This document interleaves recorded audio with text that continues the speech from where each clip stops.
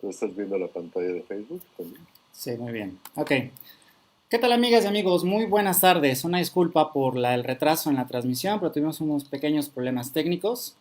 Bienvenidas y bienvenidos al primer Facebook Live de Prociencia, Prociencia Live, en el cual abordaremos un tema muy importante dada la coyuntura actual, el cual es el tema de los fideicomisos.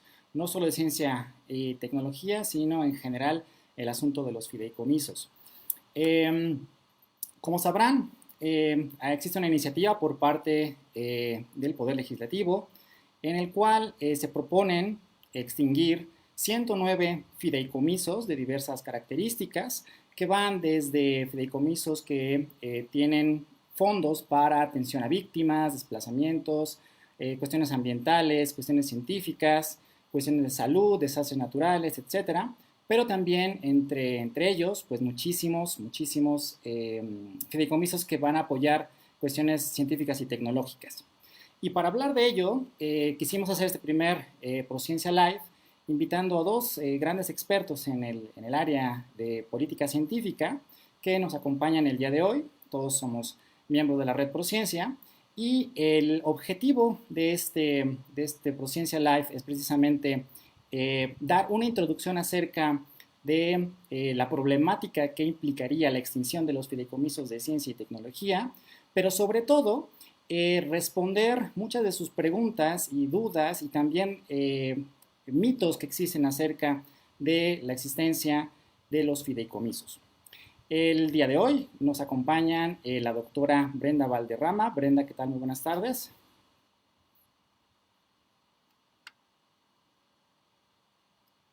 Y Hola, buenas tardes, Fabián, ¿cómo estás? gracias, Brenda. Y el doctor David Romero. ¿Qué tal, David? Buenas Buenas tardes. tardes, Fabián. Buenas tardes a ti y a todo nuestro auditorio. Gracias. Voy a dar una pequeña semblanza de cada uno de los panelistas de esta tarde. La doctora Brenda Valderrama Blanco es doctora en investigación biomédica por la Universidad Nacional Autónoma de México y realizó estudios postdoctorales en el Imperial College en Londres. Es investigadora titular en el Instituto de Biotecnología de la UNAM desde 1997 y miembro del Sistema Nacional de Investigadores en nivel 2. Su área de especialización experimental es la biocatálisis y recientemente en la política científica y tecnológica. Entre 2012 y 2018 fue titular de la Secretaría de Innovación, Ciencia y Tecnología del Gobierno de Morelos y actualmente preside la Academia de Ciencia de Morelos y colabora en la red Prociencia. Por otro lado, el doctor David René Romero Camarena es investigador titular C en el Centro de Ciencias Genómicas de la UNAM, donde trabaja en genética y genómica bacterianas. Es también profesor de licenciatura y posgrado, integrante del Sistema Nacional de Investigadores en el nivel 2. Fue director del Centro de Ciencias Genómicas de la UNAM, presidente de la Academia de Ciencias de Morelos de 2015 a 2018 y actualmente es presidente de la Sociedad Mexicana de Bioquímica y miembro de la Academia Mexicana de Ciencias y obviamente de la red Prociencia MX. Y bueno, le cedo la palabra a Brenda para que en lugar de introducirme yo mismo, pues hable un poquito acerca de mi trayectoria. Bueno, pues antes que nada quisiera yo también presentar al doctor Fabián Rosales Ortegas, que es nuestra tercera rueda el día de hoy. Él es licenciado en física por la Benemérita Universidad Autónoma de Puebla y doctor en astronomía por la Universidad de Cambridge, Inglaterra. Realizó estancias postdoctorales en el Consejo Superior de Investigación Científica de España y en la Universidad Autónoma de Madrid. Es investigador titular en el Instituto Nacional de Astrofísica, Óptica y Electrónica y miembro del Sistema Nacional de Investigadores Nivel 1. Su campo de investigación es la evolución química de galaxias, abundancias del medio interestelar y técnicas de espectroscopía observacional. Es director científico del proyecto del telescopio San Pedro Mártir y colaborador de la red Prociencia MX. Muchas gracias, Brenda. Pues sean todos bienvenidos y vamos a darle inicio a esta temática. Así es que, bueno, quisiera iniciar la tarde, el debate, la charla. Brenda, David, ¿quisieran hacer alguna postura inicial al respecto de los fideicomisos? Por supuesto, pues quizá lo primero es decir que los fideicomisos son figuras jurídicas que existen en México desde hace más de 60 años, que son figuras que se diseñaron precisamente para la transparencia y para poder garantizar el destino de bienes y de patrimonio que sean asignados por una persona. Puede ser una herencia, puede ser un patrimonio familiar, puede ser institucional, como en el caso que nos ocupa. Lo más importante es que estos bienes, este patrimonio, este dinero, solamente puede ser utilizado para el fin para el cual fue fideicomitido. Si el fideicomiso, por ejemplo, es para la educación de los jóvenes de la familia, no puede usarse para otra cosa. Si es para un traslado de dominio, por ejemplo, dejar unos terrenos que se vayan vendiendo con el tiempo, solo puede ser utilizado para eso. Si es un dinero que está ahí, que no puede ser utilizado antes de 20 años, no se puede utilizar más que antes de que suceda ese plazo. Lo mismo que sucede con los fideicomisos de ciencia. Solamente pueden ser utilizados para el fin para el cual fueron fideicomitidos, y en este caso es para la investigación científica. La otra cosa que me gustaría mencionar es que todos los fideicomisos de ciencia, los 91 fideicomisos que se constituyeron al amparo de la Ley de Ciencia y Tecnología, todos tienen reglas de operación. No están al arbitrio de una persona en particular, todos tienen comités técnicos y de administración que son los que velan porque los procedimientos que están en sus manuales y en sus reglamentos se cumplan a cabalidad. Todos los fideicomisos de ciencia, además, el dinero se asigna por convocatoria pública a través de procedimientos que tienen que ver con la selección de proyectos, la revisión por pares, el pase por comisiones dictaminadoras y finalmente por la validación por el CTA. Son procesos largos que como investigadores conocemos porque nos ha tocado pasar por eso cuando sometemos un proyecto, pero desde el otro lado, desde el lado de vista de la institución, son procesos que son fundamentales porque cada peso que se erogue del fideicomiso tiene que ser comprobado que es para el fin para el que se creó. Y por eso pues nos preocupa mucho cuando se insiste mucho en esta idea de que los fideicomisos, por ser fideicomisos, son corruptos. Todo lo contrario. Y que en particular los fideicomisos de ciencia han sido discrecionales. Inclusive se ha querido confundir a la opinión pública, diciendo, por ejemplo, que los fideicomisos de ciencia eran recursos que se daban a las empresas para proyectos de innovación, cuando no es así. Todos los fideicomisos institucionales o los otros que ahorita les voy a comentar, solamente daban recursos a instituciones. El dinero, por otro lado, nunca llegaba a los bolsillos del investigador. Siempre se asignaban recursos a instituciones y las instituciones eran las garantes del buen uso de ese producto. Sencillamente los investigadores somos los responsables técnicos, somos los que preparamos los proyectos, los que realizamos las actividades y hacemos los cierres técnicos. El control administrativo siempre lo llevaba la institución. Ningún investigador recibió dinero de esos proyectos, ningún investigador tomó decisiones unilaterales ni pudo hacer mal uso de los recursos. En ese sentido, nos parece muy importante que las personas que hayan solicitado alguna vez un proyecto CONACYT sepan que sin distinción, desde el 2002, todos los proyectos CONACYT provienen de fideicomisos. Porque hemos escuchado otras voces que después de 20 años de carrera dicen yo nunca he recibido dinero de fideicomisos y sí, se han recibido y se puede ver muy fácilmente en las bases de datos. Simplemente algunos investigadores no sabemos que venían de fideicomisos. Y es parte de esta charla hacérselos notar. Si me permites, Fabián, me gustaría presentar dos transparencias que traigo Claro que sí. sobre el tema. La primera transparencia tiene que ver con la complejidad del sistema. Como dije hace un momento, estos fideicomisos se crean bajo el amparo de la Ley de Ciencia y Tecnología del año 2002. En esa ley, en la sección 4 dice específicamente que se pueden crear fondos para la investigación, que estos fondos pueden ser de 4 categorías, pueden ser fondos institucionales, pueden ser fondos mixtos, regionales o sectoriales. Cada uno de esos fondos tiene una meta, tiene una necesidad que atender y también tiene un mecanismo para su ejercicio. Por ejemplo, los fondos sectoriales, que en este momento hay 27 fondos sectoriales constituidos, son los que se crean entre el CONACYT y una Secretaría de Estado para la atención de las prioridades nacionales. Por ejemplo, el CEP-CONACYT, que todos conocemos, el de Ciencia Básica, es un fondo sectorial hecho entre la Secretaría de Educación Pública y el CONACYT. Otro fondo muy conocido por nosotros es el FOCIS, Ese es entre la Secretaría de Salud y CONACYT, y así sucesivamente, hasta sumar 27 fondos. También están los fondos mixtos, que son fondos que se establecen entre el CONACYT y una entidad federativa, los 32 estados, y hay 3 municipios que crearon fondos mixtos. En total dan 35. Estos fondos mixtos son coinversión. Por cada peso que ponía el estado o el municipio, el CONACYT ponía 1, 2 y hasta 3 pesos, dependiendo de ciertas reglas en el momento de la inversión. Y estos fondos se utilizaban exclusivamente para resolver problemas estatales. El tercer tipo de fideicomisos son los fondos regionales. Estos fondos, llamados FORDECIT, se utilizaban para hacer coinversión más amplia. Por ejemplo, zonas muy bien delimitadas geográficamente como el Bajío, el CONACYT podía poner un peso y otros 3 o 4 estados podían poner otro peso para resolver problemas regionales que tenían que ver, por ejemplo, con logística o con un centro de investigación que le diera servicio a varias áreas, o con proyectos específicos para riego o para aguas residuales, no sé, temas que se resolvieran con ciencia, pero que tuvieran un impacto más allá de las fronteras de un estado. Y finalmente los fondos institucionales, que hay 5 fondos institucionales del CONACYT. Estos fondos institucionales son los que se utilizan por la Dirección General del CONACYT para la asignación de recursos.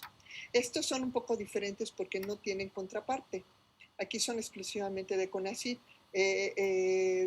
En su CTA solo hay personal de CONACYT y pasa por su junta directiva.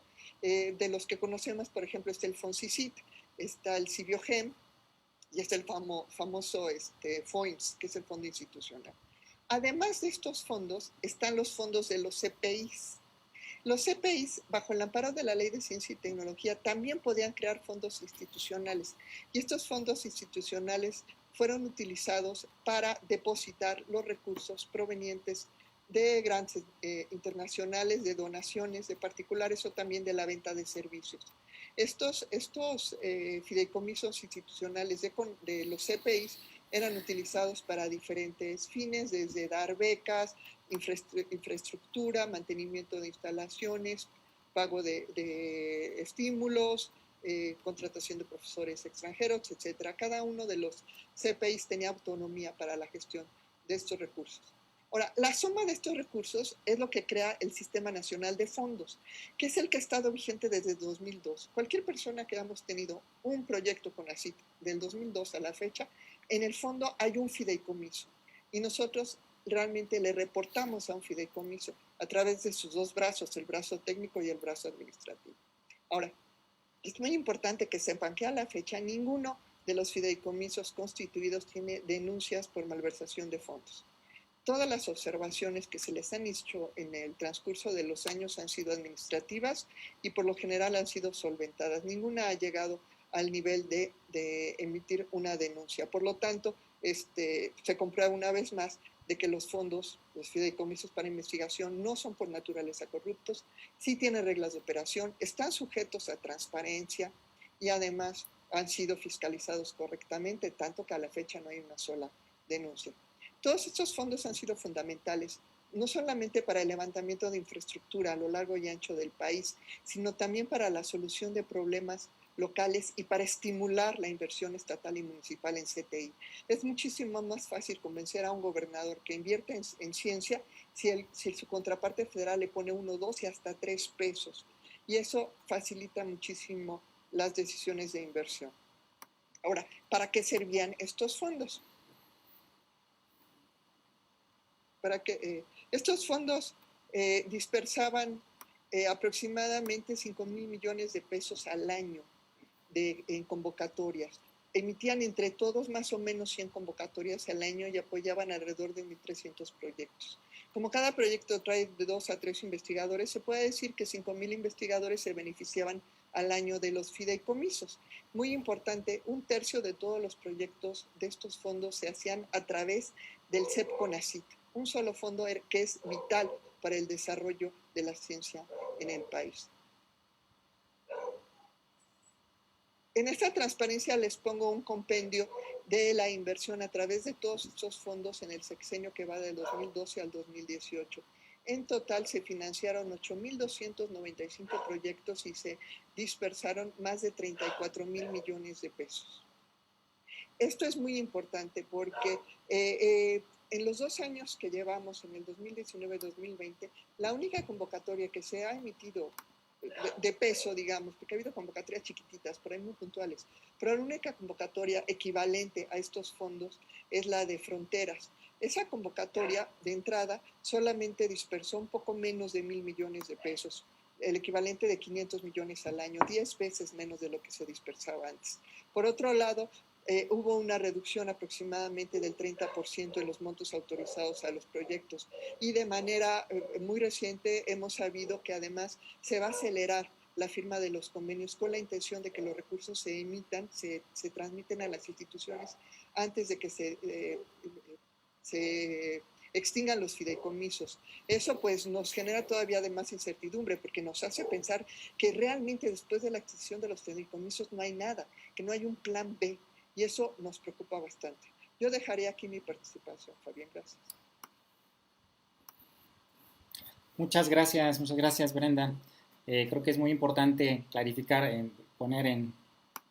Muchas gracias, Brenda.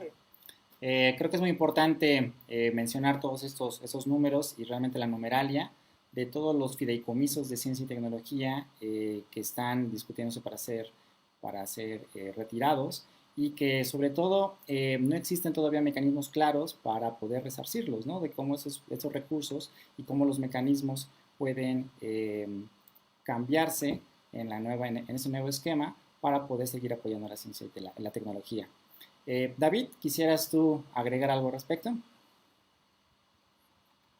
Sí, de hecho varias cosas. Breve es una presentación bastante buena, pero hay algunos puntos que quisiera remarcar. Si me ponen la presentación, por favor. Sí, ahora te la pongo. Uno es el tamaño de la iniciativa. La iniciativa lo que propone es la extinción de 109 fideicomisos y eso significa una cantidad muy crecida, 68.000 millones de pesos. Los fideicomisos están en muy diferentes áreas y a pesar de que se vea que es una cantidad muy crecida, es una cantidad muy pequeña con respecto a lo que es el Producto Interno Bruto o inclusive las propias necesidades del país. Los fideicomisos que están etiquetados para destrucción, se ha utilizado mucho el discurso de que todos los fideicomisos son corruptos, pero históricamente en realidad sí conocemos cuáles son los fideicomisos que merecen esa acusación sin ningún problema. Y para mi sorpresa no están ni siquiera fideicomisos que los propios integrantes del gobierno actual han indicado repetidamente como de corruptos. En esos en realidad parece que no se ha hecho absolutamente nada, no se incluyen en la iniciativa y desde luego no se parecería como si no se pensara hacer mucho. Ahora, de esa cantidad que están dentro de fideicomisos, cerca del 30% de la cantidad de dinero corresponde a fideicomisos en ciencia. Brenda ya habló del número de fideicomisos que están etiquetados para destrucción. 91 fideicomisos en ciencia y tecnología que abarcan todas las áreas. Otro argumento que se utiliza frecuentemente para atacar fideicomisos es que contienen dinero muerto. Y en realidad se refieren a eso diciendo hay una parte que está comprometida, otra parte que está como disponible. El disponible en realidad lo que permite es comprometer hacia largo plazo recursos. Una de las grandes virtudes de los fideicomisos es que se pueden emplear de manera transanual a lo largo de los años, una situación que es ideal para proyectos de investigación. Eso no ocurre en el caso de los recursos que se ejercen a través del gobierno federal, los cuales tienen que ser asignados y ejercidos en el año fiscal correspondiente. Cualquier remanente que quede tiene que ser devuelto a la tesorería de la federación y se destina para otros usos. Eso desde luego no es una situación ideal para el caso de ciencia, dado que los proyectos, aún el más modesto, puede llevar un par de años como para su compleción. Se requieren 3 o hasta más años como para poderse ejercer. Eso explica por qué hay un balance positivo y también por qué tiene que haber un disponible. Ahora, de cualquier manera, la iniciativa, para nuestra sorpresa, ha avanzado en la Cámara de Diputados, a pesar de que los propios diputados en su dictamen especifican que no hay una razón como para extinguir los recursos de ciencia y tecnología. Y en una primera recomendación recomendaron preservar esos, los de cine y otros muchos que dan un buen servicio a la sociedad. Estos, al momento de discutirse, el dictamen salió con una recomendación positiva para extinguirlos sin ninguna razón. Y la votación de la Cámara de Diputados fue realmente ciega a cualquier argumento que se vertió en las casi 10 horas de Parlamento abierto que se dedicaron para analizar en específico el tema de fondos de ciencia y tecnología.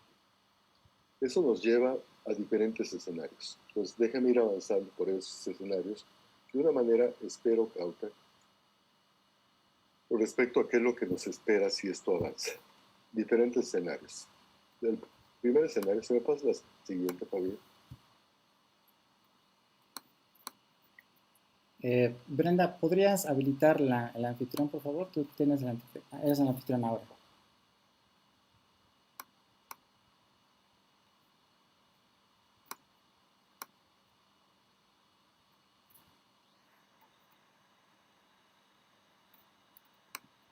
Y empiezo con esto. ¿Habrá un final feliz dentro de toda esta historia? Vamos a ver. Vamos a explorar diferentes escenarios. El primer escenario es qué es lo que pasaría si esto prosiguiera sin ningún tipo de interrupción y creyendo todas las promesas que se han hecho con respecto a su estructuración. El primer escenario: se extinguen los fideicomisos y se transfieren todos los recursos al sector correspondiente. Lo de ciencia a ciencia, lo de cine a cine, la atención a desastres a gobernación, y se respetan los fines. El escenario paradisíaco que nos han presentado. En ese tipo de escenario, un poco increíble dadas las motivaciones que se presentan en la iniciativa, obtener dinero para atender otras cosas, pero bueno, aceptemos sin conceder que pudiera ser. En ese escenario, los pros sería que no habría pérdida de recursos, que los gastos financieros que hay por el manejo de los fideicomisos van a desaparecer, aunque en realidad yo no estoy seguro si eso va a ayudar a combatir la corrupción. En realidad lo que está haciendo es siguiendo un mecanismo. Pero si algo ha mostrado años de administración pública en este país es que encuentran otras maneras como para llegar a corrupción, si es que ese fuera el caso. Los contras son amplios y son fuertes aún en la visión que nos está poniendo la propia iniciativa. La primera de ellas es que se pasaría de un sistema en el cual hay un ejercicio directo por parte de los usuarios, por ejemplo, todos los fideicomisos de centros públicos. Perdón, creo que perdí la transparencia. Todos los fideicomisos de centros públicos, y eso involucra a los 26 centros públicos del CONACYT, más el Politécnico, la Universidad Pedagógica Nacional y el CINVESTAR, tienen un fideicomiso que alimenta sus propios proyectos de investigación y que se nutre con recursos autogenerados, inclusive con recursos de terceros. El manejo es directo, se asigna directamente a los propios usuarios. Al desaparecer los fideicomisos, no habría un mecanismo para hacer eso. Los recursos necesariamente tendrían que concentrarse en otro lado, y a diferencia de lo que se nos menciona, el uso sería indirecto, estaría centralizado en otro lado como para poderse emplear por los propios usuarios. En realidad no hay tal, va a llegar hacia los propios usuarios, más bien hay lo contrario. El sistema pasaría a una saturación. Todo tendría que pasar ahora por un David, orden. perdón que te interrumpa, pero nos están diciendo los colegas que no se ve tu presentación desde el PowerPoint. ¿Podrías volverla a poner para que Sí, se vea en claro. Facebook? Si me habilito la función.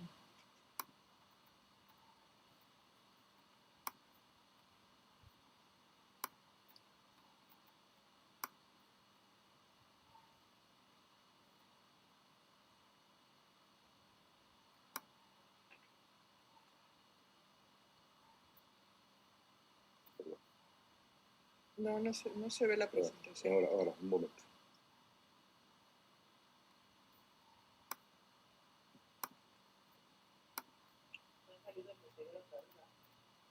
Ahora ya estamos. No se ve en el Facebook. Tiene un retraso de unos segundos, pero ya se ve en Zoom. Sí, en Zoom se ve.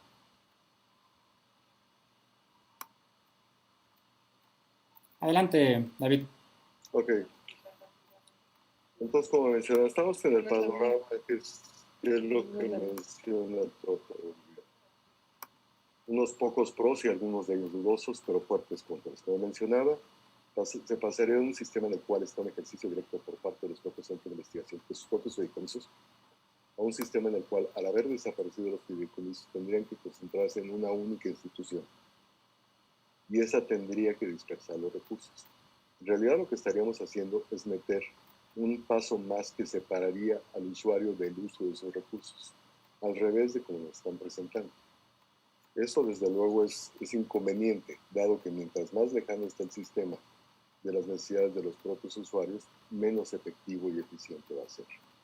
Por otro lado, el sistema pasaría a una saturación al concentrar todos los recursos en un único órgano, que además de sus funciones de apoyo para ciencia y tecnología, va a tener que ver las funciones necesarias para poder atender cada uno de esos centros de investigación.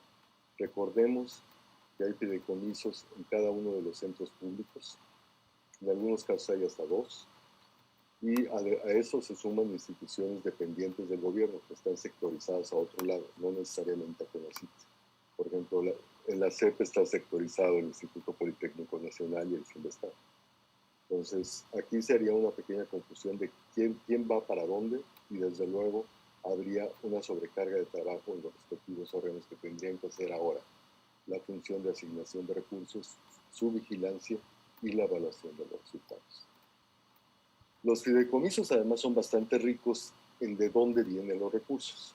Brenda ya mencionaba que eran fondos como el CEP-CONACYT, que se estructura con recursos que provienen de la Secretaría de Educación Pública y del propio CONACYT, pero de la misma manera hay de la Secretaría de Energía con CONACYT, de la SEDENA con el CONACYT. Prácticamente una quincena de secretarías aportan recursos a través del CONACYT para hacer investigación.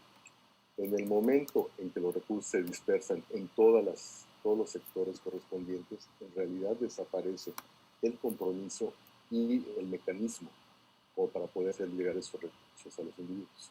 Se volvería, si acaso, un sistema que tendríamos que ir ya no a un único sitio, sino a múltiples sitios, o para poder hacer esto, con diferentes políticas en cada caso.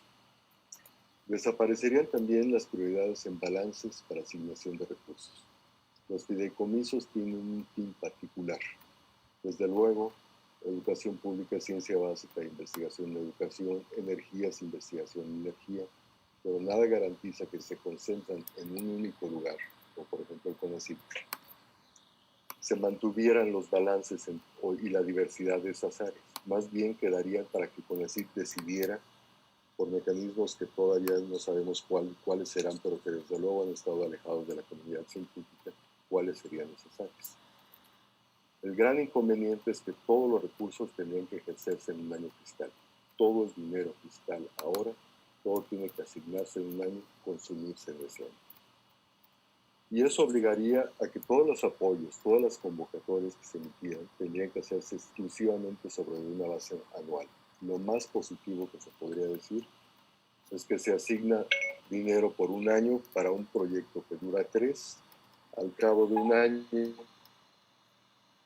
se revisan los resultados y si hay dinero disponible en el presupuesto de egreso de la Federación, se podrá continuar el proyecto. Pero si no lo hay, el proyecto tiene que interrumpirse independientemente de esos resultados. Aún el panorama que nos presenta la iniciativa, el más idealizado, no es un panorama para nada favorable para el desarrollo de la ciencia. La siguiente, por favor. Que sería como el escenario 2, un escenario intuitivo. En ese escenario 2, digamos que es el plan como que el que estuvo buscando CONACYT antes de que cambiara sorprendentemente de opinión y dijera que podía vivir con extinción de voz de la eléctrica potente de ahora. Para todo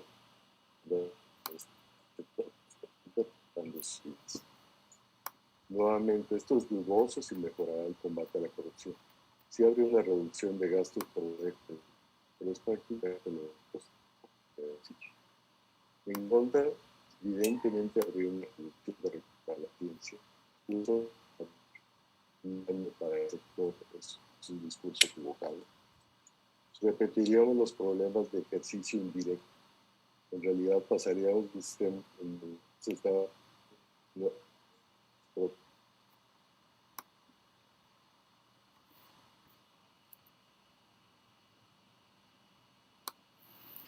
Creo que hemos perdido a David, tenía problemas con su señal, pero bueno, en lo que lo recuperamos, a mí me gustaría dar un ejemplo de lo que precisamente David estaba comentando. Eh, en mi caso, por ejemplo, yo estoy adscrito a un centro público de investigación, el INAOE, Instituto Nacional de Astrofísica Óptica y Electrónica, y en el INAOE tenemos uno de los proyectos más importantes de ciencia que se ha financiado precisamente a través de un fideicomiso en los últimos años. Y me refiero al Gran Telescopio Milimétrico, o GTM. Este telescopio fue construido desde hace ya más de 10 años, finalizó finalmente su construcción hace algunos años, y de hecho fue partícipe en este gran descubrimiento del agujero negro de Messier 87, una galaxia en donde se descubrió un agujero negro supermasivo, que fue gran noticia en el año pasado, de hecho. Este proyecto se basa precisamente en el FORDESIT, un fideicomiso de CONACYT, el cual está planeado precisamente para darle continuidad a un proyecto de esta envergadura a lo largo de varios años. Y de hecho, el GTM es una colaboración internacional bastante importante con la Universidad de Massachusetts. La forma en la que esta universidad puede contribuir a participar en este gran proyecto es precisamente a través de poder meter el dinero de su parte, de su contribución a través de la National Science Foundation por este tipo de fideicomisos.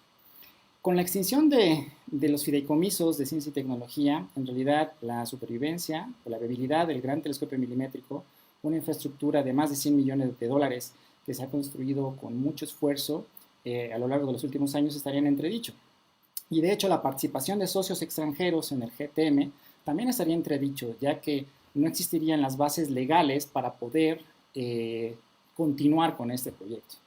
Entonces, solamente quería dar como contextualizar un ejemplo en particular de un centro público de investigación que tal vez no tiene un fideicomiso importante en cuanto a monto, pero que uno de sus recursos más importantes, y no solamente para el INAOE, sino para la astronomía nacional y por ende para la ciencia nacional, depende de uno de estos fideicomisos.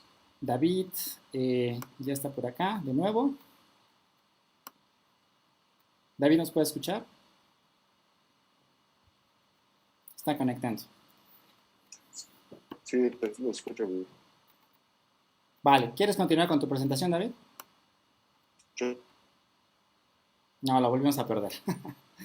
Bueno, Brenda, no sé si tengas alguna otra pregunta. Bueno, antes de ir con Brenda, perdón. Este ProCiencia Live, precisamente, lo queremos hacer para que la comunidad, tanto académica como público en general, nos pregunte directamente sus inquietudes. Ha habido mucho ruido, mucha información en las redes, en las noticias, en los últimos días, pero creemos que la mejor forma de poder aclarar esas dudas es precisamente por parte de los científicos que trabajamos directamente en los institutos de investigación y universidades de este país. Así es que los invitamos a través del chat de Facebook, a dejarnos sus preguntas y en un momento estaremos dándole respuestas a ellas. Acaba de regresar David, a ver si ya podemos conectarlo. ¿Quieres que comente algunas de las preguntas del Facebook? Sí, adelante. David? Sí. Pues tenemos varias preguntas aquí en la transmisión. Por un lado, quisiera hacer notar a una persona que se llama Aníbal Barca, que sube notas que son negativas a los fideicomisos. Lo único que quisiera aclarar es que ninguno de esos fideicomisos corresponde a temas de ciencia y tecnología. Son fideicomisos que tienen otros fines y que desconozco cuáles sean sus reglas de operación. O por otro lado, se trata de casos etiquetados como escandalosos del programa de estímulos a la innovación, que nunca se administraron a partir de un fideicomiso. Entonces, en estas notas hay una mezcla de los dos temas que sí me gustaría que en algún momento leyéramos críticamente de cuando se trata de un tema y cuando se trata de otro. Por otro lado, tenemos un par de preguntas que nos parecen importantes, porque dice que está todo el tema de la innovación tecnológica y siempre ha sido un tema desde sus orígenes, no crean que no fue cuestionado, que desde CONACYT se le diera dinero a las empresas. Sin embargo, bajo el modelo de la triple hélice, se veía que las empresas eran las que podían llevar a cabo lo que se llama la última milla, que era llevar el conocimiento científico de los centros e institutos de investigación al mercado, y que además de esta manera generaban patrimonio para la nación, pagaban impuestos y generaban empleos. Por eso es que finalmente, después de 2, 3 intentos, sí se establecieron un par de programas para apoyar empresas, que es el programa de estímulos a la innovación, que se canceló abruptamente en el 2019, y los estímulos fiscales al desarrollo tecnológico, que esos siguen vigentes. Desde hace ya 4 o 5 años, las grandes empresas, las transnacionales, no tienen acceso a recursos públicos de manera directa, solamente a través del programa de estímulos fiscales. Es decir, ellos tienen primero que invertir, demostrar que están invirtiendo en innovación, y solamente una proporción de ese gasto es recuperado a través de sus impuestos, pero del siguiente año, ni siquiera de ese mismo año. Por eso yo creo que es importante que diferenciemos en todas las notas, esta lluvia de notas que ha llegado, qué es lo que sí corresponde a los fideicomisos de ciencia, estos 91 fideicomisos, y lo que no. Bueno, ya está listo, David, le dejo la palabra. Gracias, Brenda. Estábamos viendo la alternativa en la cual efectivamente se preservaran solamente 2 fideicomisos. Se perdiera parte de los recursos y estos quedaran bajo el control de CONACYT. Y como hemos visto hasta ahorita, en realidad las ventajas no son muchas y sí son bastante elevadas las desventajas. En particular, yo veo problemática la reducción de recursos que habría evidentemente para ciencia. Pero además la concentración de sistema de evaluación y de manejo en un solo sistema que no está diseñado para atender las complejidades de la evaluación de cerca de 5,000 proyectos anuales, se volverían bastante pesadas, ¿no? Por otro lado, en realidad este sería como un sistema mezclado y tendría lo peor de ambos mundos. Algunos recursos se ejercerían en un año fiscal, aquellos que vendrían de dinero fiscal, y otros serían transanuales, pero no hay ninguna política que nos permita decidir cuáles son cuáles. Y de hecho, uno diría que para ciencia todos tendrían que ser transanuales. Eso nos llevaría inevitablemente a una heterogeneidad de convocatorias, a preferencia de CONACYT. Es una situación muy desagradable. La tercera, que es tal vez la más realista por cómo se está presentando todo esto: extinción de todos los fideicomisos y transferencia de los recursos a otros fines. Desde luego, yo no estaría seguro de que esto mejorara la corrupción. La corrupción se combate de manera directa y con medidas diseñadas para ello, no con un machete que elimina un mecanismo financiero, que es lo único que está haciendo. Lo único bueno es que se reducirían los gastos por manejo de fideicomisos, pero esperen un momento porque esos gastos se van a incrementar de una manera brutal por otro lado.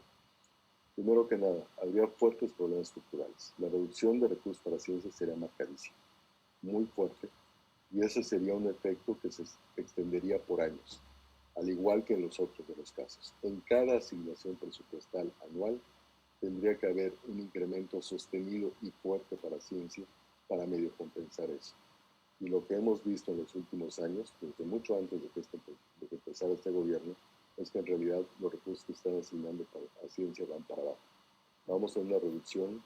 2016 fue el año en que mayores recursos dieron, pero después de eso siempre ha habido descenso en términos reales. Si se hace eso, CONACYT solamente va a poder operar con recursos del presupuesto de egreso de la Federación, exclusivamente el dinero fiscal.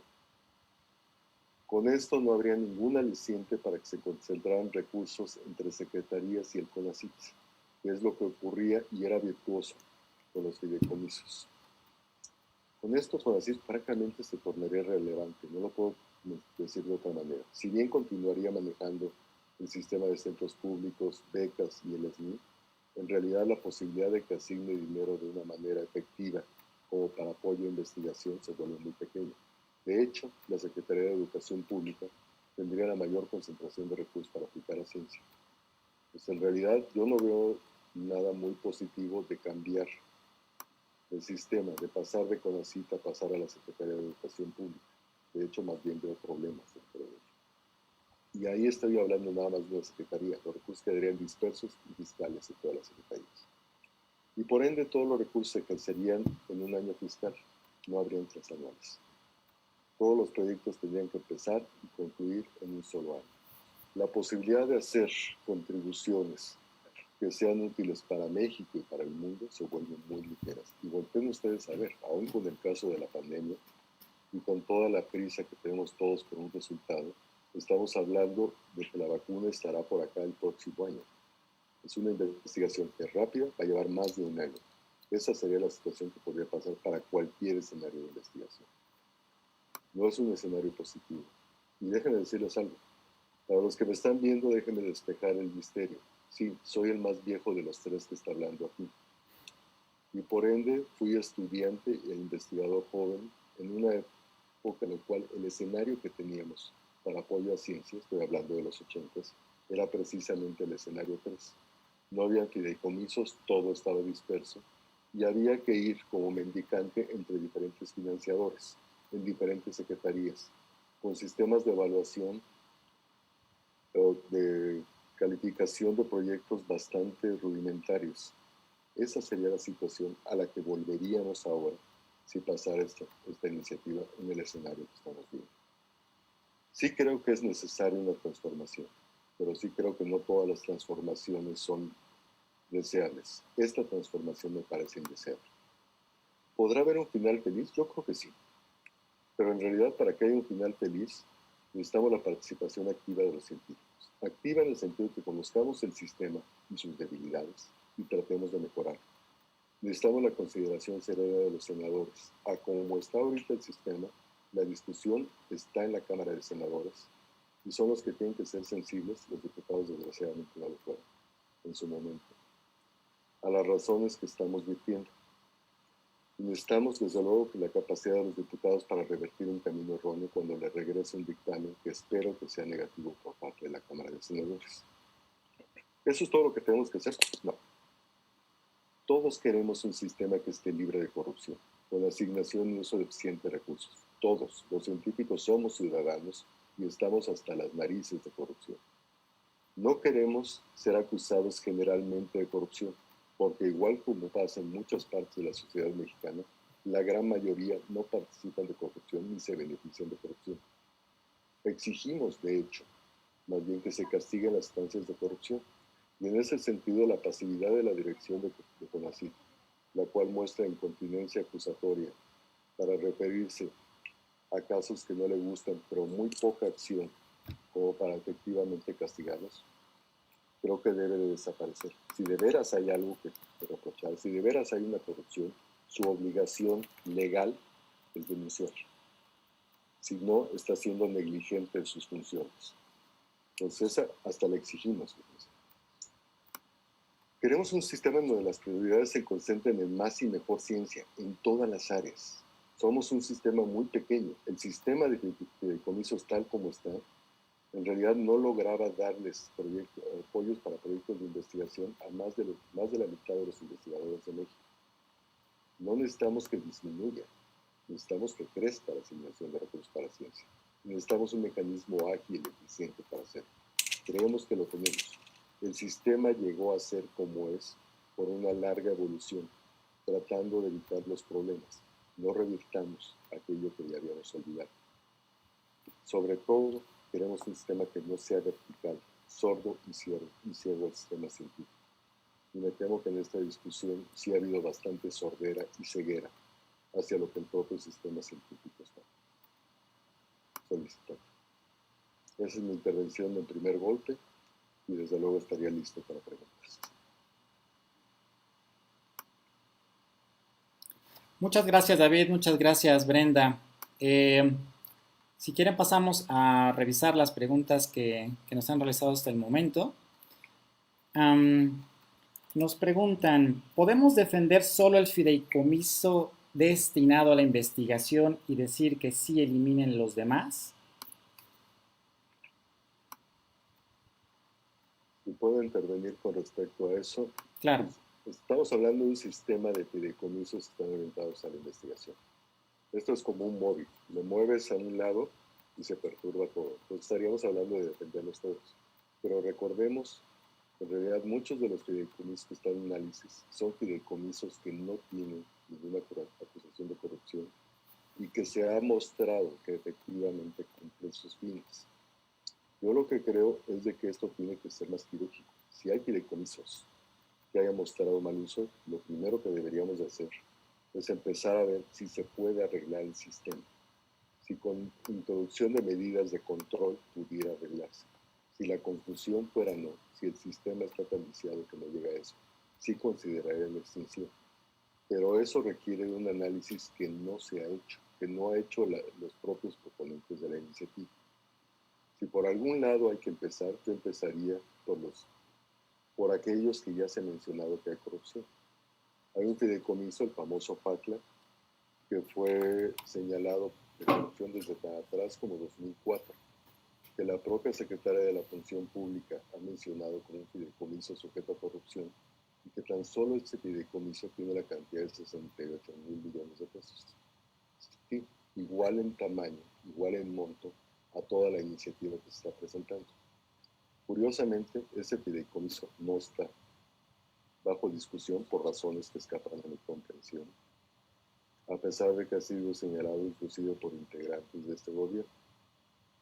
Pero ese sería el más fácil de entrar, el más fácil de analizar, su monto lo justifica, y hay una característica más: ese fideicomiso está directamente bajo el control del gobierno, es parte del SAT, de hecho, el SAT es el fideicomiso.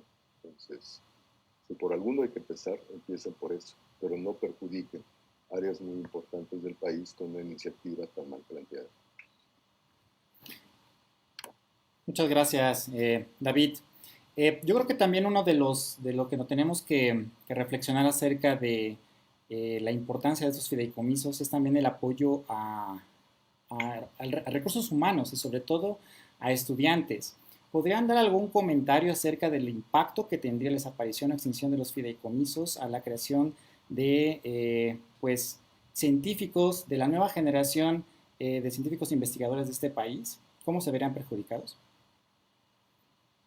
Si me permites, Fabián, sí, me gustaría comentarlo.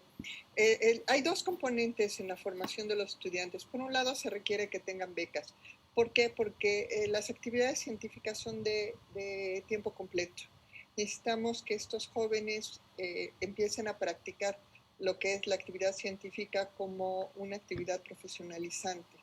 Y para eso se requiere dedicarle 40 y me quedo corta, sabemos que son 60, 70, 80 horas a la semana, lo que requiera el trabajo de tesis. Sin embargo, también es muy importante que se tengan los recursos para precisamente los proyectos. No basta la beca. Los estudiantes no ponen de su bolsa el dinero para comprar equipos o comprar reactivos o pagar pasajes o comprar bibliografía. Eso lo hace la institución. Y la institución lo hace con mucho gracias a los proyectos. Cuando un proyecto es aprobado para su financiamiento, incluye todo el material y todo el soporte técnico y material de lo que va a necesitar los estudiantes que están ahí involucrados. Si nosotros de momento le cortamos los proyectos, significa que vamos a dejar a miles de estudiantes sin los recursos necesarios para sus trabajos de tesis. Y eso va a ser tremendo, porque va a empezar a decaer no solamente la calidad de los proyectos, sino también su perspectiva de futuro. Si un estudiante en estos momentos donde hay una reducción en el número de plazas disponibles no es competitivo desde el doctorado, va a ser muy difícil que pueda obtener una plaza de tiempo completo. Tenemos que darles a estos jóvenes el máximo de oportunidades, que empiecen a publicar desde la maestría, que saquen 2, 3 papers en doctorado, que obtengan de ahí una muy buena plataforma para hacer una carrera profesional. Si no se los damos en este momento, los estamos condenando a una vida realmente muy complicada en el ejercicio de la labor profesional de la investigación.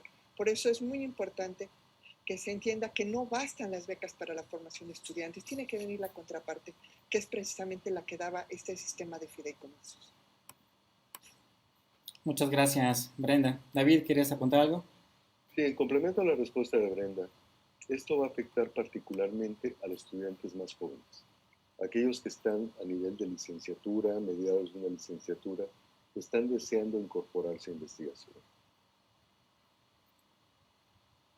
Los sistemas para apoyo a estudiantes de licenciatura para incorporarse a investigación son prácticamente inexistentes. Existe, por ejemplo,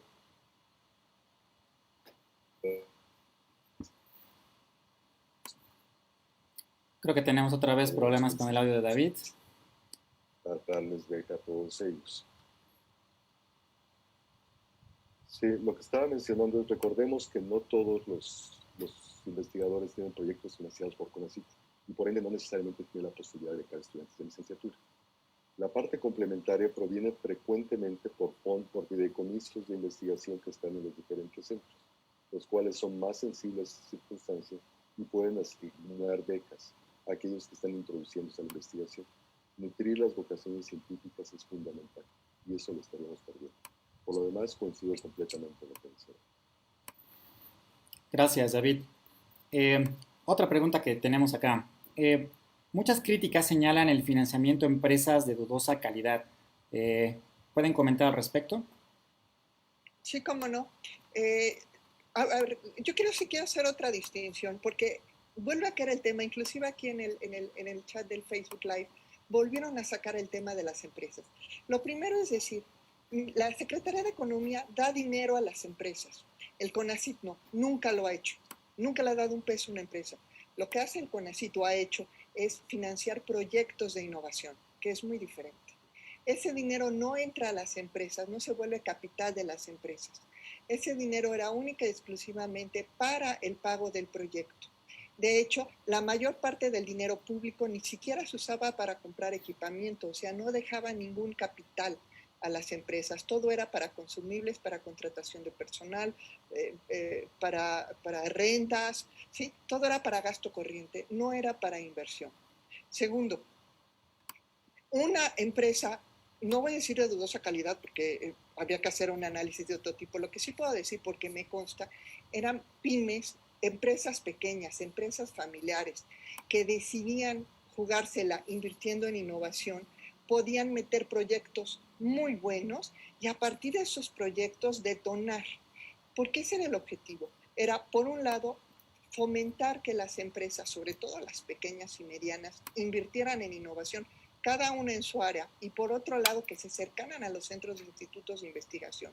Esa vinculación, que para mí es uno de los grandes logros del programa Estímulos a la Innovación, permanece, aunque haya desaparecido el programa. Muchas de estos vinculaciones, estos contactos productivos entre la academia y la empresa permanecen aunque se haya detenido el programa.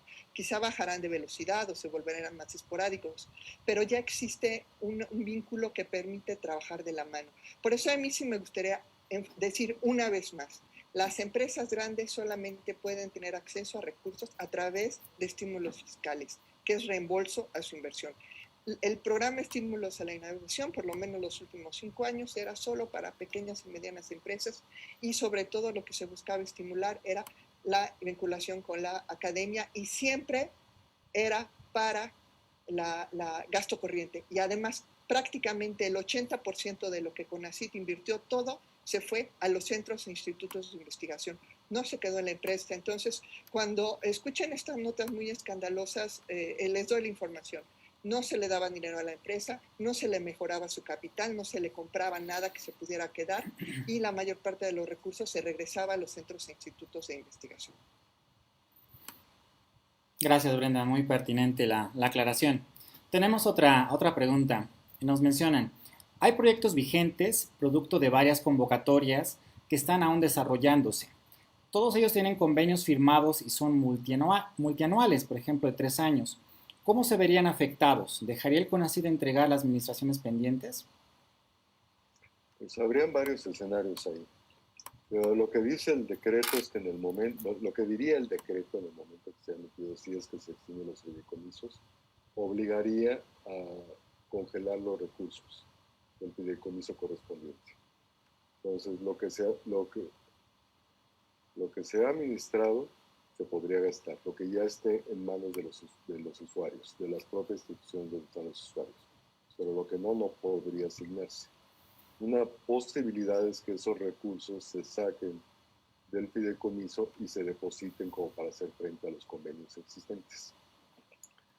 Para poder hacer eso tendría que romper toda la normatividad de los propios fideicomisos. Tendría que romper inclusive alguna normatividad en términos federales.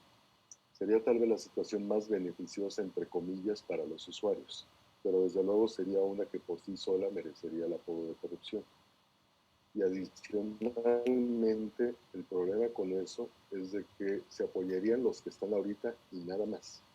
Los siguientes años tendrían que enfrentarse sin recursos, con los recursos que vinieran del presupuesto de egresos federal, por lo cual es de predecir que lo que va a pasar es que van a bajar las convocatorias o se van a volver muy selectivas en términos de cuántos aprobados y en qué áreas. Nada más para dar una idea de cómo estamos al día de hoy, 8% de los proyectos para los cuales se solicita apoyo son los que obtienen algún tipo de financiamiento. Es una situación muy crítica, sí, aún sin el problema de los fideicomisos. Entonces sí creo que el escenario sería muy malo en las circunstancias. Si acaso salvaría lo comprometido, pero eso sería bajo una situación que sería muy marginal en términos legales. Sería preocupante en términos legales. Gracias, David. Otro aspecto que también habría que considerar es, tal vez en términos macroeconómicos, cuál es la afectación de la extinción de estos fideicomisos, tal vez al mismo Producto Interno Bruto. Es una de las preguntas que nos dejan por aquí. ¿Tienen alguna idea al respecto o tienen algún dato? Mira, aquí me gustaría que decir algo. Los fideicomisos, 91 fideicomisos de ciencia, ahorita están la mayor parte bastante bajos de recursos. Y eso también es muy importante, porque otra de las premisas que se ha manejado mucho para justificar la requisa es precisamente recuperar recursos para la pandemia. Entre todos los fideicomisos de ciencia, se recuperan 25,000 millones de pesos, cuando mucho. ¿Por qué? Porque al menos 2,000 millones de pesos no son del CONACYT, son de los estados y los municipios, y se los tendría que regresar. Pero por otro lado, solamente 2 de esos 92 fideicomisos, que son el CENER CONACYT Hidrocarburos y el CENER CONACYT Sustentabilidad Energética, traen el 70% de los recursos, 16,500 millones. Entonces, en realidad, lo que nos está reflejando es que a esos fideicomisos se les dejó morir de inanición. La última inversión que se les hizo quizá fue en el 2017. Desde entonces no se les ha vuelto a invertir, realmente traen muy poco dinero. El impacto económico a corto plazo sería poco, realmente es más una decisión política que una decisión financiera. Pero por otro lado, lo que sí es muy importante, y yo también quisiera decirlo en público, es que desde hace más de un año nos entrevistamos con la doctora de la PESA y le dijimos que colaborábamos para rediseñar el sistema de fondos. ¿Por qué? Porque una de las quejas que sustenta esto es que los fideicomisos son caros, porque hay que estarle pagando al fiduciario, al banco, que normalmente es la FINSA, el manejo del fideicomiso. Y entonces hacían cuentas y decían, bueno, es que se está perdiendo cierta cantidad de dinero al año en cuotas bancarias. Yo quiero decirles de que si hubiera voluntad, nosotros podríamos colaborar en un rediseño del sistema de fondos para reducir su costo financiero sin afectar su operatividad. Sería muy interesante intentarlo, a mí me parecería atractivo intentarlo, pero no es un tema de entrada de gran cantidad de dinero, es poco dinero el que han metido, 25,000 millones de pesos, y les digo, 2 de esos 91 fideicomisos juntan el 70% de los recursos. Ni siquiera se justifica matar los fideicomisos por robarle el dinero que viene ahí. En realidad lo que necesitamos realmente es rediseñar el sistema completo, no aniquilarlo. ¿Qué es lo que trae la iniciativa? Es la desaparición completa de la sección 4 de la Ley de Ciencia y Tecnología. Gracias, Brenda. ¿Algo que quieras comentar al respecto, David?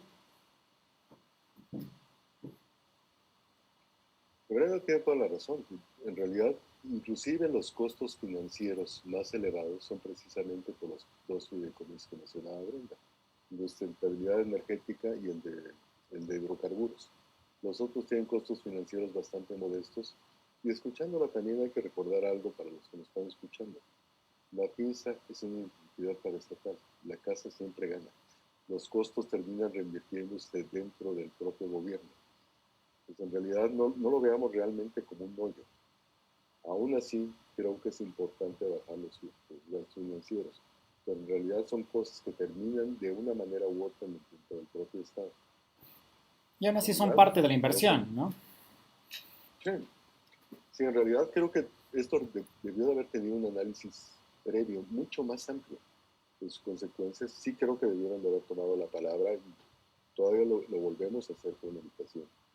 El sistema desde luego es mejorable, cualquier sistema es mejorable, pero hay maneras y maneras de hacerlo. Simplemente discrepamos en la manera en cómo se está haciendo. Creemos que hay maneras mejores, más productivas, mejores para nuestro país y para el sistema científico que ha costado años en construir.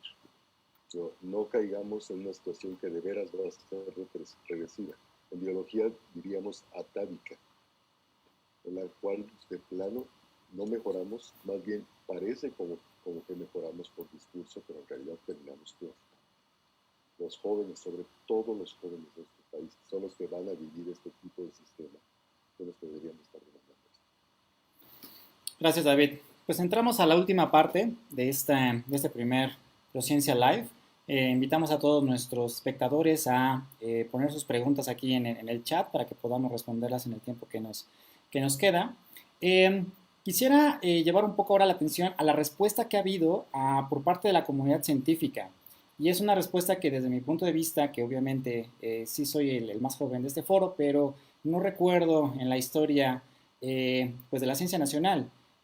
Nos despertamos esta mañana con el anuncio o la convocatoria de 34 sociedades científicas en todo el país, por ejemplo, para un llamado de hacer una convocatoria nacional para acudir al Senado este próximo martes a las 9 de la mañana y exigir a los senadores que voten en contra de la extinción de los fideicomisos. También hubo varios movimientos y dinámicas en redes sociales para mandarles correos a los diputados durante la sesión de la semana pasada cuando se discutió en la Cámara de Diputados. ¿Ustedes habían visto algún movimiento de este tipo? Realmente, si los fideicomisos son malos o tienen todos estos problemas que el gobierno federal acusa, realmente todas las sociedades científicas y prácticamente todas las universidades públicas y privadas se manifestarían de esa manera para evitar su extinción. Yo creo que lo primero es que estamos trayendo información. Estamos generando una conciencia de cómo funcionaba el sistema. Nosotros lo veíamos por fuera, como si fuera un reloj. Nada más veíamos las manecillas que se movieran y que nos daba la hora de meter la convocatoria, se cierra la convocatoria. Llega el recurso, se entrega el informe. Era lo que veíamos desde fuera. Ahora con esto, la necesidad es abrir el reloj y ver cómo estaba el mecanismo. Y poco a poco nos vamos enterando y poco a poco vamos generando conciencia de lo importante es que nosotros sepamos cómo funciona el mecanismo, porque si no nos podemos quedar como un reloj vacío, con solo las manecillas, pero sin nada que tenga el drive, el motor de la actividad científica, porque eso es en realidad de lo que estamos hablando. El Sistema Nacional de Ciencia tiene 3 pilares, y son los pilares históricos. Un pilar es el Programa Nacional de Becas de posgrado, tanto nacionales como extranjeras, que es el programa semilla del CONACYT, como empezó CONACYT con ese programa. El segundo es el Sistema Nacional de Investigadores, que lo que hace es estimular la calidad de la investigación. Y el tercero es el sistema de fondos, que financia los proyectos de investigación. Sin cualquiera de estos 3, el sistema se desbalancea y se cae. Y lo peor es que estamos viendo que los 3 están en riesgo. Por un lado, tenemos ya evidencia sobrada de que el programa de becas está en riesgo. Se está reduciendo el número de becas de posgrado a los estudiantes, inclusive ya inscritos. Se les notifica ya desde hace 2 años que muchos ya no van a tener becas. No se están extendiendo las becas de posgrado, no se están extendiendo las becas postdoctorales, se redujeron las cátedras. Por otro lado, tenemos el tema del Sistema Nacional de Investigadores, que también es muy importante. El haber emitido un nuevo reglamento a la mitad del proceso de la convocatoria anterior generó una enorme confusión jurídica. no sabemos realmente cuál es el reglamento que aplica para aquellos que están ahorita en proceso de evaluación. Y eso puede llevar lugar a muchísimas demandas. Por otro lado, también tenemos el tema, para muchos de nosotros, yo que estoy en el Instituto de Biotecnología, que hayan desaparecido ex oficio la biotecnología como un área del conocimiento, porque nos sacó por completo de la jugada. Pero más grave, muchísimo más grave, lo que ha sucedido en estos últimos días, que es la extinción del derecho de los investigadores de las universidades privadas al estímulo, como si fueran investigadores de segunda. Y eso también está en el reglamento y es algo que nunca se consensó y que nos parece que es muy grave y que debería ser corregido. Si vemos todo esto en su conjunto, te da una idea del desequilibrio en el que estamos viviendo. Los tres pilares se están tambaleando. Quizá el más crítico es el de los fondos, pero los otros dos también están en crisis y también los tenemos que atender porque ponen en riesgo la esencia misma de nuestro sistema de investigación a mediano, a corto y a largo plazo. O sea, ni siquiera podría haber un cambio generacional si no actuamos ahorita. En 20 años no habría quien tomara la estafeta para los que todavía estamos trabajando. Y eso realmente es muy grave. Gracias, Vendra. Pues dime, David. Añadiría lo que mencionaba Brenda. En realidad hemos estado con una dieta casi continua de malas noticias por el lado de ciencia. Desaparición de apoyos para sociedades científicas. Antenoche varias sociedades científicas recibieron el comunicado de que se iba a cortar el estímulo que se daba para liga con sociedades científicas internacionales ante un cambio de política, tal cual, así decirlo. Lo cual va a sacar, por ejemplo, a México de participar en la red latinoamericana de biología, la cual ahorita preside, a la Unión Matemática Mexicana, de la cual ha sido un componente principal. Dos, por ejemplo, de 10 ejemplos previos estilo. Ha habido muy poca comunicación y, de hecho, CONACYT parece que opta por comunicarse con la comunidad científica a través de periódicos más que a través de manera directa. Porque en realidad nos enteramos de qué es lo que quiere hacer ya cuando sale publicado o cuando ya es norma, como por ejemplo con el reglamento del SNI, el programa institucional del CONACYT, y el que a mí en lo personal me inquieta más es el programa especial de ciencia y tecnología, cuya obligación era haberla sacado en enero de este año, después de haber hecho foros públicos de consulta a las comunidades científicas, y la verdad es que ni hubieron los foros, ni tampoco los foros especiales. Eso es lo que explica mucho del revuelo que estoy viendo, y que sí, ciertamente, no es. Yo que puedo recordar es hace 20 años en los que CONACYT, por un retraso absolutamente enojoso en entrega de recursos, se hicieron manifestaciones en frente de su. ¿Qué es lo que está pasando ahorita? Yo creo que lo único que nos detiene para hacer eso es la propia pandemia y un poco de prudencia, pero por lo demás ya nos ha faltado y la comunicación ha sido prácticamente inexistente. Entonces, en ese sentido, cuando nos dicen que la situación va a ser muy buena para la ciencia, de que esto es para bien de la ciencia, entenderán ustedes de que no podemos menos que mostrar escepticismo ante algo que no parece estar fundado en la realidad. Muchas gracias, David. Aquí en las últimas preguntas que tenemos, nos preguntan, ¿qué se sabe acerca de Fordesit Pronaces? ¿Cuál va a ser su estatus en este nuevo esquema, si es que sobrevive este fideicomiso o no? Mira, lo que sabemos del fideicomiso, que no se llama Fordesit Pronaces, se llama Fordesit a secas, es que está etiquetado para su extinción. Es uno de los 5 fideicomisos institucionales del CONACYT. También sabemos que la directora está haciendo todo lo que esté en su poder para que este fideicomiso sea uno o dos de los que se salven.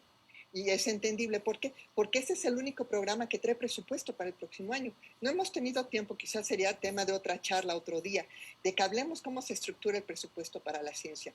Para CONACYT solo tiene presupuesto el 2021 para 3 cosas. SNI, becas de posgrado y PRONACES. No hay más. No hay más etiquetado. Y los PRONACES traen 750 millones, si no me falla la memoria, 760. Eso tiene, si se desaparece el fideicomiso Fordesit, van a tener que ejercerlo en 6 meses. ¿Sabes lo que va a hacer? Que 20 o 25 grupos de investigación, porque no hay más, ejerzan 750 millones en 3 meses, en 6 meses, va a ser imposible. Por eso entiendo muy naturalmente este interés de la directora de rescatar al menos un fideicomiso, porque si no va a caer en el subejercicio absoluto. No hay manera de ejercer 750 millones en 6 meses. Simplemente por los procesos internos de las instituciones, no por falta ni de talento, ni de capacidad, ni de voluntad. Simplemente porque una compra al extranjero se lleva más de 6 meses una licitación. Con eso, inclusive todos los PRONACES están en riesgo. Y más grave que eso, en realidad pasaríamos de un ejercicio que, como mencionaba Brenda, era de 5 mil millones de pesos, a si bien va a 750 millones a la carrera. Mal hecho. En realidad, aún en esas circunstancias, yo no pensaría de que eso es en modo alguno un triunfo, si es que se lograra. En realidad sería la salvación de un interés particular, que no un interés de toda la comunidad. Yo ahí sí quisiera, ojalá el CONACYT pudiera ver por toda la comunidad como esto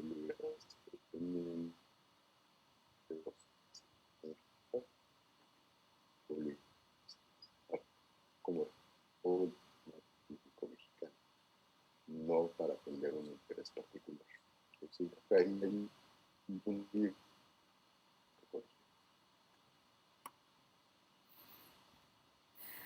Bueno, pues muy bien. Quisiera ya cerrar esta primera emisión en vivo de la Red Prociencia con este tema de los fideicomisos. Primero agradecerle mucho a todos los que nos han seguido durante la última hora y cuarto de esta sesión en vivo. Y quisiera cerrar con tal vez algún comentario o alguna editorial final por parte de Brenda y David y una reflexión acerca de la situación, la coyuntura que estamos viviendo con todo este caso de los fideicomisos.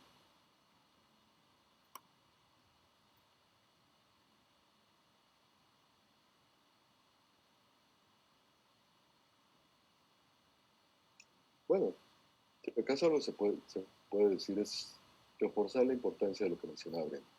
Tenemos que conocer cómo es el sistema como para poder mejorar. Tenemos que saber lo que es cierto para poder hacer lo correcto. No que estuviéramos satisfechos por cómo está el sistema científico mexicano. No, no lo estamos. No lo estamos desde antes de que empezara este gobierno. Y hemos protestado por ello en repetidas ocasiones. No podemos estar de acuerdo con un sistema que se ha quedado muy lejos de una meta del 1% del Producto Interno Bruto. En realidad quisiéramos que fuera como una fracción del presupuesto, y eso no lo hemos visto. Es un sistema en el cual, pues sí, puede apoyar a investigadores mexicanos, pero lo hace con dificultad, no puede llegar a apoyarlos a todos. Y es un sistema que ha crecido con dificultad. Cátedras CONACYT han sido un aire fresco para crecimiento, pero desgraciadamente las cátedras CONACYT están detenidas con respecto a asignación. Las cátedras que permitían que jóvenes se repatriaran para trabajar en México están detenidas ahorita. Pues sí quisiéramos ver un movimiento en otra dirección. Sí queremos un mayor apoyo a ciencia. Sí queremos también participar en el desarrollo científico del país y en la solución de sus problemas nacionales, como hemos estado haciendo todo el tiempo. Lo que estamos pidiendo es no nos amarren las manos para trabajar. La extinción de los fideicomisos no va a afectar un centavo de nuestros salarios. No es de eso de lo que estamos hablando. Los fideicomisos no complementan nuestros recursos personales. Los fideicomisos nos dan recursos para trabajar. Nada sería más contrario a un espíritu de combatir problemas en el país que seguirnos pagando un salario y quitarnos la posibilidad de trabajar. Seguiríamos ganando un salario, pero no podríamos hacer aquello para lo cual queremos, soñamos, deseamos contribuir para el país. Muchas gracias, David. Brenda, ¿algún comentario final? Sí, sí, por supuesto.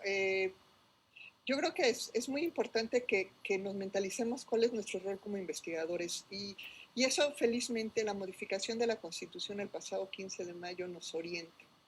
Y es, el Estado mexicano tiene la obligación constitucional de proveer a sus ciudadanos de conocimiento científico y de tecnología. Y en ese sentido nosotros los investigadores somos los colaboradores del Estado mexicano, no del gobierno, del Estado mexicano, en esta función, en esta obligación constitucional. Y eso nos enaltece y además nos permite retribuir a la patria mucho de lo que nos ha dado, porque también es importante, casi todos los científicos fuimos becarios algún día y tenemos la obligación de formar a las nuevas generaciones, es parte de nuestra obligación moral como investigadores. Finalmente, quisiera leer un desplegado que emite el día de hoy Prociencia con respecto al tema de los investigadores nacionales que están en instituciones privadas, me permiten. Prociencia manifiesta su profunda preocupación ante el súbito retiro de los estímulos económicos del Sistema Nacional de Investigadores a académicos que trabajan en algunas instituciones de educación superior y universidades privadas.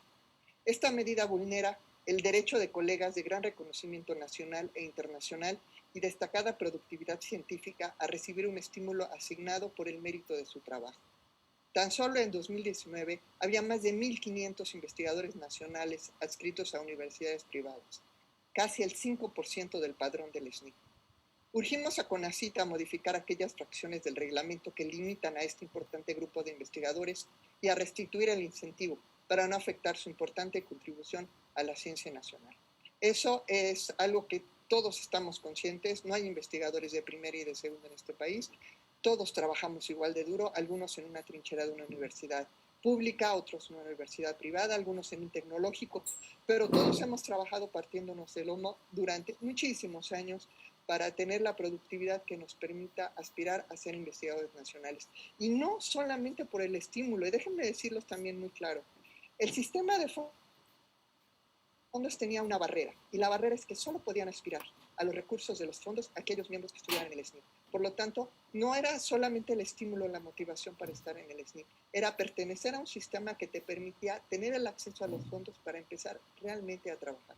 Siempre ha sido un prerequisito, de hecho por eso existe la categoría de candidato. Es necesario ser miembro del SNI para poder tener acceso a recursos. Por eso es muy importante en este momento que todos los investigadores del país seamos solidarios con nuestros 1.500 colegas de universidades privadas y que nos sumemos a la voz de pedirle a CONACYT que modifique los artículos del reglamento que impiden que nuestros colegas tengan acceso a su derecho. Muchas gracias.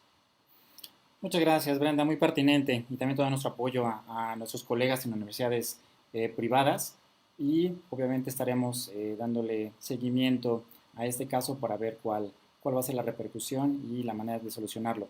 Pues Brenda, David, muchísimas gracias por su participación. Yo creo que lo que nos llevamos esta tarde es que debemos estar bien informados acerca de cuáles son estos mecanismos que, como bien decían, a veces pasaban un poco realmente sin ser notados en nuestro día a día como investigadores, porque funcionaban a un nivel administrativo que tal vez no nos habíamos dado cuenta, pero que son fundamentales para la realización de nuestros proyectos de investigación, tanto en pequeños laboratorios, en grupos de investigación, como los más grandes proyectos científicos del país. Agradecemos a todos los espectadores que se conectaron esta tarde, muchas gracias por su presencia, y esperemos que este sea el primero de muchos Prociencia Live, en donde podamos pues también discutir, hablar y responder a las inquietudes del público y de nuestros colegas, que seguramente podremos hacer en el futuro. Muchas gracias y muy buenas tardes. Hasta luego.